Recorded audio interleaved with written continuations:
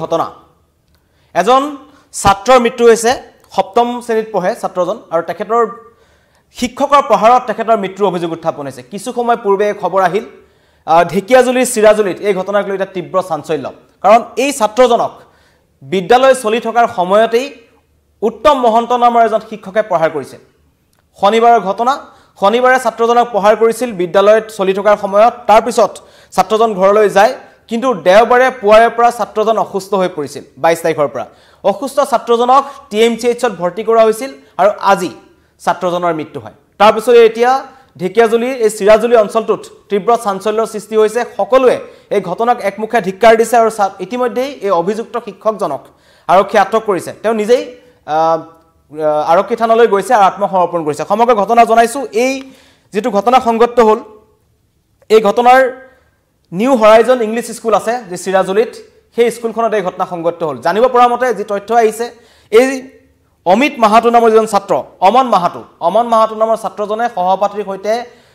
এই উত্তম মহন্তৰ ক্লাছটোত কিবা এটা কথাত কাজিয়া লাগিছিল কাজিয়া লগাৰ ফলত দুইজন ছাত্ৰক কিন্তু এই উত্তম মহন্ত নামৰ শিক্ষকজনে প্ৰহাৰ কৰিছিল আৰু প্ৰহাৰ কৰি যেটো শনিবাৰ আছিল সোনকালে স্কুল ছুটি হৈছিল তাৰ পিছত তেওঁ ঘৰলৈ গুচি যায় আৰু নিখা ঘৰত থাকি কিন্তু পুৱাৰ ভাগলৈ যেতিয়া ছাত্ৰজনে বমি কৰিবলৈ লয় তেখেতৰ কিছু স্বাস্থ্যৰ অৱনতি ঘটে তেতিয়া তেখেতৰ পৰিয়ালে ছাত্ৰজনক যেতিয়া খুধে তেতিয়া ছাত্ৰজনে কয় যে মোক এই শিক্ষকজনে পঢ়াৰ কৰাৰ কথা জনায় আৰু তেতিয়াই অতি সংকটজনক অৱস্থাত তেখেতক টিএমচিএইচত ভৰ্তি কৰা হৈছিল এই ঘটনাৰ উচিত তদন্ত বিচাৰিছে একাংশ স্থানীয় লোকৰ ভাষ্য আহিছে আমাৰ মাজলৈ কিন্তু আটাইতকৈ ডাঙৰ কথা অভিযোগ আহিছে যে ঢেকিয়াজুলি অঞ্চলটোত চিৰাজুলি অঞ্চলটোত ইখনৰ পিছত সিখন কাঠফুলাৰ দৰে একাংশ ব্যক্তিগত খণ্ডৰ বিদ্যালয় গঢ় লৈ উঠিছে কিন্তু তাত একাংশ যি চৰকাৰী বিদ্যালয় আছে চৰকাৰী বিদ্যালয় থকাৰ পিছতো একাংশই ব্যৱসায়িক ভিত্তিত ব্যৱসায়ৰ বাবে এনেকুৱা ধৰণৰ ব্যক্তিগত স্কুলসমূহ চলাই আছে য'ত শিক্ষা বিভাগৰ নীতি নিৰ্দেশনা মানি নচলাৰ অভিযোগ উত্থাপন হৈছে আৰু কাঠফুলাৰ দৰে গঢ়ি উঠা একাংশ এনেকুৱা ব্যক্তিগত খণ্ডৰ বিদ্যালয়ক নাকি কোনে লগাব তাক লৈ কিন্তু চিন্তিত হৈ পৰিছে আৰু মন্তব্য আহিছে স্থানীয় লোকৰ আমি আপোনালোকক শুনাব বিচাৰিছো দুৰ্ভাগ্যজনক ঘটনা চিৰাজুলি নিউ হৰাইজন স্কুলত যোৱা 18 তাৰিখে আমাৰ স্থানীয় নিবাসী ত্ৰিভুৱন মাহাতুৰ ল'ৰা অমন মাহাতুৰ লগত যেটো ঘটনা হ'ল একেবাৰে দুৰ্ভাগ্যজনক ঘটনা আৰু ঘটনাটোৰ সন্দৰ্ভত বিভিন্ন অভিযোগ এতিয়া উঠিছে আমি স্থানীয় ৰাইজৰ লগত কথা পাতিছো বিভিন্ন দল সংগঠনৰ বিষয়ববীয়াসকল আছে ইয়াত ঢেকিয়াজুলি ৰাজচক্ৰ বিষয়া আছে ঢেকিয়াজুলি আৰক্ষী থানাৰ ভাৰপ্ৰাপ্ত আৰক্ষী বিষয়া আছে গতিকে বিষয়টো এতিয়া এনেকুৱা হৈছে যে এজন শিক্ষকে প্ৰহাৰ কৰাৰ পিছত ছাত্ৰজনৰ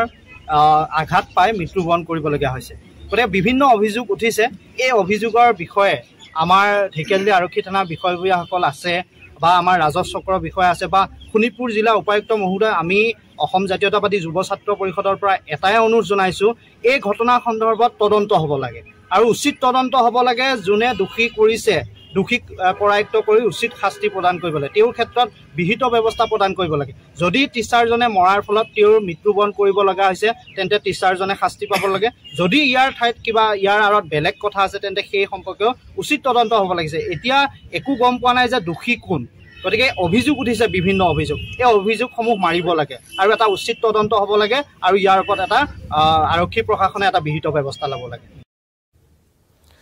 সমগ্ৰ ঘটনাৰ উচিত তদন্ত বিচাৰিছে একাংশ যি দল সংগঠন আছে দল সংগঠনসমূহ তালৈ গৈছে আৰু ইতিমধ্যেই সেই শিক্ষকজন আৰু বিদ্যালয় কৰ্তৃপক্ষৰ বিৰুদ্ধে এই ভুক্তভোগী ছাত্ৰজনৰ এই মৃত্যু হোৱা ছাত্ৰজনৰ পৰিয়ালে এজাহাৰ দাখিল কৰিছে কিন্তু আন এটা তথ্য আহিছে যে এয়া ভুল বুলি কাৰণ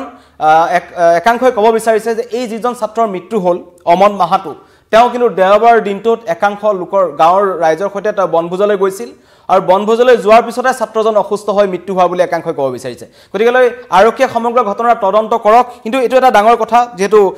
তাত আসু আছে যুৱ ছাত্ৰ পৰিষদ আছে ভোজপুৰী ছাত্ৰ সন্থা আছে আমচু আছে ৰাভা ছাত্ৰ সন্থা আছে কেইবাটাও দল সংগঠন তাত আছে তেওঁলোকৰ প্ৰতিনিধি তাত গৈছে তেওঁলোকে কিন্তু এই বিদ্যালয়খনৰ কৰ্তৃপক্ষৰ বিৰুদ্ধে বা এই যিজন শিক্ষক আছে যিজনে উত্তম মহন্ত বুলি যিজনে প্ৰহাৰ কৰিলে এই উত্তম মহন্তৰ বিৰুদ্ধে কঠোৰ ব্যৱস্থাৰ দাবী জনাইছে আন একাংশই কোৱা মতে যে সেই অমন মাহাতো নামৰ যিজন ছাত্ৰৰ মৃত্যু হ'ল যি সপ্তম শ্ৰেণীৰ ছাত্ৰ আছিল এখন নিউ হৰাইজন ইংলিছ স্কুলৰ ছাত্ৰ আছিল তেওঁক কেনেকৈ প্ৰহাৰ কৰা হৈছিল কিহেৰে প্ৰহাৰ কৰা হৈছিল বেছি বেয়াকৈ প্ৰহাৰ কৰা হৈছিল নেকি যদি বেছি বেয়াকৈ প্ৰহাৰ কৰা হৈছিল শনিবাৰ দিনটোত তেওঁ অসুস্থ হৈ পৰিছিল নেকি বিদ্যালয় কৰ্তৃপক্ষই তেখেতক চিকিৎসালয়লৈ নিয়া নাছিল নেকি এনেবোৰ দিশো কিন্তু চালি জাৰি চোৱা হ'ব আৰক্ষীয়ে তদন্ত কৰিব ঢেকিয়াজুলি আৰক্ষীয়ে কিন্তু এই মুহূৰ্তৰ খবৰ জনাইছো 22 তাৰিখৰ দিনটোত যিজন ছাত্ৰক TMCHত ভৰ্তি কৰা হৈছিল সেই ছাত্ৰজনৰ ইতিমধ্যে মৃত্যু হৈছে আৰু সমগ্ৰ ঘটনাৰ তদন্ত এতিয়া চলাই থকা হৈছে কিন্তু অভিযোগ আহিছে প্ৰতি অভিযোগ আহিছে একাংশৰ মতে উত্তম মহন্ত নামৰ যিজন শিক্ষক আছিল তেওঁ নিউ হৰাইজন ইংলিছ স্কুলত সপ্তম শ্ৰেণীত পঢ়ি থকা অমন মাহাতুক বিদ্যালয়ৰ ভিতৰত ক্লাছ পাঠদান চলি থকাৰ সময়তে মাৰপিট কৰিছিল আৰু তাৰ পিছত দেওবাৰ দিনটোত তেওঁ অসুস্থ হৈ পৰিছিল তেওঁ পৰিয়ালৰ লোকে ক'ব বিচাৰিছে বমি হৈছিল যাৰ ফলত তেখেতক TMCHত ভৰ্তি কৰিছিল আৰু 22 তাৰিখে ভৰ্তি কৰা হৈছিল আৰু আজিৰ দিনটোত তেখেতৰ মৃত্যু হয় আনহাতে একাংশ ক'ব বিচাৰিছে যে দেওবাৰৰ দিনটোত সেই ছাত্ৰজনে গাঁওখনৰ একাংশ লোকৰ সৈতে বনভোজ খাবলৈ গৈছিল তাৰ পিছতে তেওঁ অসুস্থ হৈ পৰে গতিকেলৈ তাত হয়তো শিক্ষকজনে প্ৰহাৰ কৰা ঘটনা জড়িত নাথাকিব পাৰে সমগ্ৰ ঘটনাৰ তদন্ত কৰিব ঢেকিয়াজুলি আৰক্ষীয়ে কিন্তু এই ঘটনা জনাইছো যে ঢেকিয়াজুলিত এনেকুৱা ঘটনা সংঘটিত হ'ল অভিযোগ আহিছে বা ইতিমধ্যে ছাত্ৰজনৰটো মৃত্যু হৈছে সমগ্ৰ ঘটনাৰ তদন্তত পোহৰলৈ আহিব কিন্তু স্থানীয় লোকে ক'ব বিচাৰিছে যে কাঠফুলাৰ দৰে একাংশ ব্যক্তিগত খণ্ডৰ বিদ্যালয় গঢ়ি লৈ উঠিছে তাত আৰু যিসমূহে আমাৰ যে শিক্ষা বিভাগৰ নীতি নিৰ্দেশনা থাকিব লাগে সেইবোৰ মনা নাই সেই ক্ষেত্ৰতো কিন্তু তদন্ত হওক আৰু এই সমগ্ৰ ঘটনাৰ তদন্ত হওক ছাত্ৰজনৰ মৃত্যু কেনেকৈ হ'ল ছাত্ৰজনৰ মৃত্যুৰ আঁৰত শিক্ষকজনে প্ৰহাৰ কৰাৰ বাবে ছাত্ৰজনৰ মৃত্যু হৈছে নেকি যেনেদৰে দল সংগঠন সমূহে অভিযোগ আনিছে পৰিয়ালৰ লোকে অভিযোগ আনিছে ঢেকিয়াজুলি আৰক্ষী থানাত ইতিমধ্যে এজাহাৰ দাখিল কৰা হৈছে বিদ্যালয়খনৰ বিৰুদ্ধে আৰু এই উত্তম মহন্তৰ বিৰুদ্ধে যিজন শিক্ষক আছে মই দেখুৱাইছো আপোনালোকক কিন্তু তাৰ বিপৰীতে এটা অভিযোগ আহিছে যে ছাত্ৰজনৰ পৰিয়ালে মিছা মাতিছে কাৰণ দেওবাৰ দিনটোত এই ছাত্ৰজনে কিন্তু বনভোজ খাবলৈ গৈছিল পৰিয়ালৰ লোকৰ সৈতে তাত কিবা অঘটন ঘটিছিল নেকি গতিকে সমগ্ৰ ঘটনা তদন্তৰ পিছত পোহৰলৈ আহিব কিন্তু এই মুহূৰ্তৰ খবৰ জনাইছো প্ৰথম অৱস্থাত যি প্ৰাৰম্ভিক তদন্তত পোহৰলৈ আহিছে এজন শিক্ষকৰ প্ৰহাৰ প্ৰাণ গ'ল ছাত্ৰৰ ধন্যবাদ